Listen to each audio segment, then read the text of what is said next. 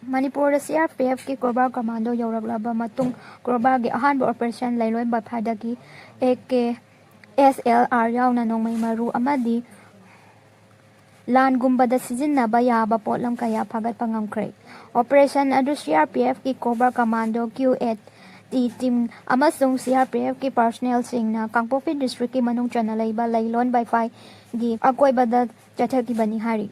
Operation adu AK-47 rifle ani M4 carbine ama SLR ani SKS rifle ama improvised 303 sniper rifle ama SBL taramathoi single ama di double barrel tarit ni hari.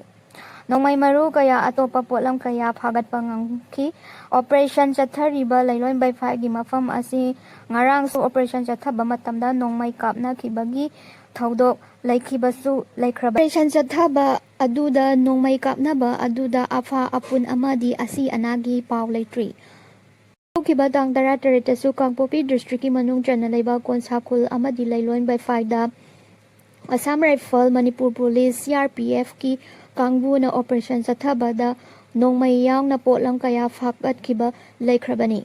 Amarom na Kangpopi district ta leiba powerful militant ama oiriba KNF Camp da yamlaba Central Force changsinkhre hairi.